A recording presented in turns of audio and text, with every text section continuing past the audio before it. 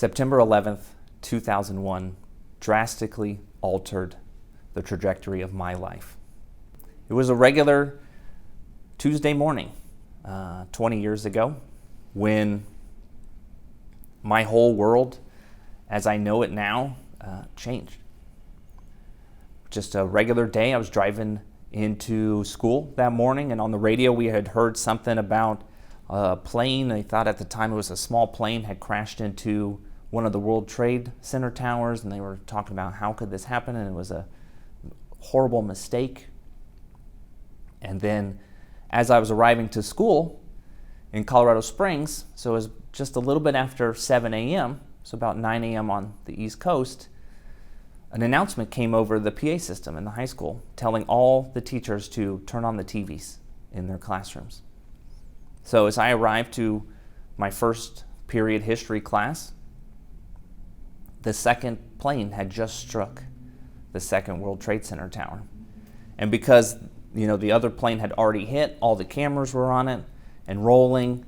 So I sat there in my first period history class watching on repeat as that second gigantic plane struck the second tower again and again. And they showed it on repeat. And just the emotions and the thoughts that overcame me that day, even now, 20 years later, I can't really put into words. It was just a plethora of emotions, just overflowing. So much uncertainty in what was happening, what was going on. Was this the opening salvos of attack of our nation? We didn't know what was going on.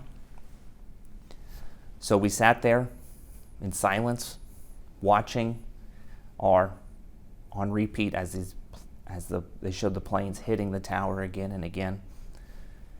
And this is in the early days of cell phones. So most people didn't even have cell phones back then. We were trying to call our parents. We were trying to call our mom and dad. My dad was active duty Air Force at the time. And we're in Colorado Springs, which is one of the most densely populated military areas in the entire country. Air Force Academy's there, NORAD's there, Peterson Air Force Base, there's an Army base that's right there. And so we're trying to call our parents, but the phone system went down, so we can't even talk to anybody. And so there's students crying in my classroom. So there's just people angry. We don't know what's happening. There's just this sense of dread over all of us. And so we're sitting there watching TV, and we watch live as the first tower crashes and collapses and falls. And these buildings were never supposed to be able to fall down. And then we watched as the second one fell down. And we were just in disbelief and in shock and sad. And so they sent us home. And so I go home. I'm there with my brother, who's also in high school. I'm a junior in high school. He's a freshman in high school. And we're there with my mom. And my dad, who's active duty, he had been called on to base, and they told him to grab his go bag. And his go bag means we don't know when he's going to come back. His go bag means he may be going. So we didn't see my dad for like 2 days. He was on base because they just didn't know what was happening. They thought this might be an attack on our nation, which it was, but not from another nation. So we just sat there with my mom and my brother, and we just watched the news and didn't know what to do or what had happened. But it was on that day, or on the days that followed, it's hard to know exactly, that I made the decision that I was going to join the Army and fight for my nation. Now, it's harder to know now, 20 years later, what I was going to be or what I wanted to be when I was 16, but I was a class clown. I probably wanted to be an actor or a comedian or Robin Williams or something like that. But all that changed on that day, because I felt like it was my generation's Pearl Harbor. It was my call to action.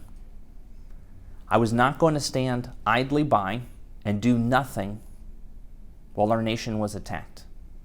I was going to be part of the answer. I was not going to do nothing. So I decided to join the Army.